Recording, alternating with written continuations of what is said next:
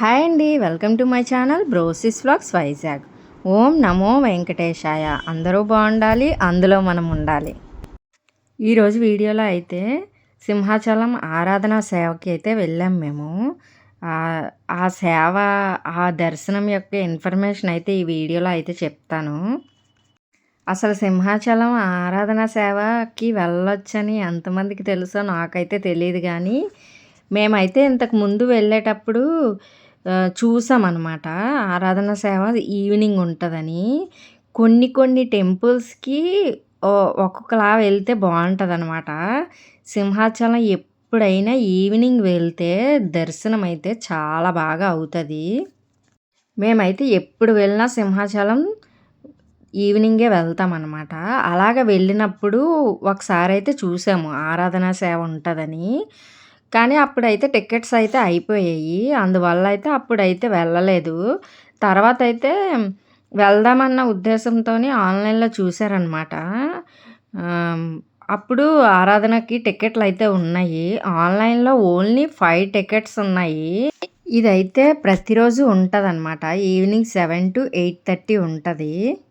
ఒక్కొక్క ticket 200 rupees అనమాట. Couple వెళ్ళొచ్చనమాట. ఒక టికెట్ మీద కపుల్ వెళ్ళొచ్చు. మేమైతే 2 టికెట్స్ అయితే తీసుకున్నాము. పాపకైతే అవసరం లేదు, బాబుకైతే కావాలి. ఒక టికెట్ తీసుకుంటే కపుల్ అయినా వెళ్ళొచ్చు, ఓన్లీ సింగిల్ అయినా వెళ్ళొచ్చు అనమాట. మొత్తం 20 టికెట్స్ అలా ఉంటాయి అనుకుంటాను. ఆన్‌లైన్‌లో అయితే 5, బయట అయితే 15, 10 ఉంటాయి. మొత్తం కలిపి చాలా తక్కువ మందే ఉన్నారు.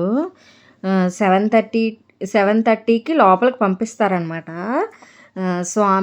స్వామివారి ముందు అంటే మరీ అంత ముందు కాదు. దర్శనం చేసుకుంటాం కదా, ఫ్రీ దర్శనం అదిని. ఫ్రీ దర్శనము అన్నీ ఒక దగ్గరే. 300 అయితేనే లోపలికి పంపిస్తారు కదా. ఆ దర్శనం చేసుకున్న దగ్గర అయితే కూర్చోబెడతారనమాట అందరినీ. 1 అవర్ కూర్చోబెడతారు.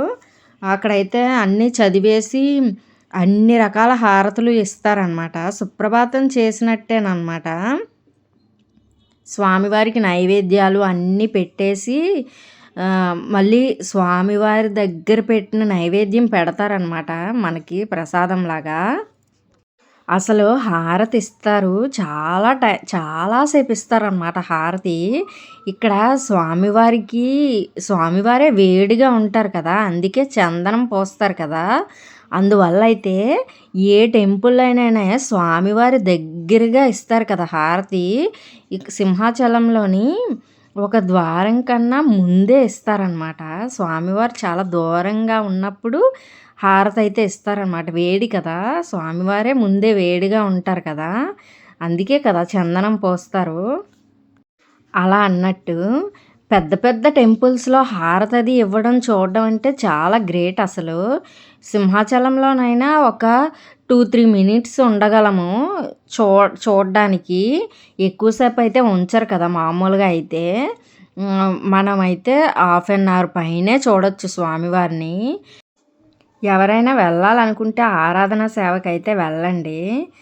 అసలు స్వామివారిని అయితే చాలా సేపు అయితే చూడొచ్చు. కానీ లోపలికైతే పంపించలేదు. 7 తర్వాత స్వామివారి దగ్గరికైతే ఎవ్వరిని పంపించరంట. పువ్వులు, తులసి మాలలు అన్నీ పట్టుకెళ్ళొచ్చనమాట. పట్టుకెళ్తే స్వామివారి దగ్గర అయితే వేస్తారనమాట మనం పట్టుకెళ్ళినవి. చాలా బాగా అయితే దర్శనం అయితే చేసుకోవచ్చనమాట. అసలు మొత్తం దేవాలయం అంతా శుద్ధి చేసినట్టు అనమాట. మొత్తం ధూపాలు, దీపాలు, ఇంకా హారతులు అన్నీ ఇచ్చి, ఇంకా మంగళ వాయిద్యాలతో మొత్తం అంతా ఉత్సవమూర్తిని అయితే తిప్పుతారనమాట చుట్టూ. ఇదొక ఎక్స్పీరియన్స్ అనమాట. చాలా బాగా అయితే అయ్యింది దర్శనం అయితే. అక్కడికి వెళ్ళిన ఆఫ్లైన్లో కూడా ఉంటాయి టికెట్స్. 7కి అలాగే వెళ్ళిపోతే టికెట్స్ అయితే ఉంటాయన్నమాట. చాలా బాగుంటుంది. ఎవరికైనా తెలిస్తే స్కిప్ చేసేయండి. తెలియలేని వాళ్ళు తెలుసుకుంటారని అయితే మేము వెళ్ళాం కాబట్టి చెప్తున్నానమాట. ఈ విధంగా అయితే సింహాచలం ఆరాధన సేవకైతే వెళ్ళామన్నమాట. ఈ వీడియో ఎవరికైనా ఉపయోగపడుతుందని అనుకుంటున్నాను. ఈ వీడియో నచ్చితే లైక్ చేయండి, షేర్ చేయండి, సబ్స్క్రైబ్ చేయండి. Thank you for watching బ్రోసిస్ vlogs Vizag. మేమైతే ఇలా రెడీ అయ్యామన్నమాట. వెళ్ళే ముందు కొన్ని అయితే క్లిప్స్ తీసుకున్నాము.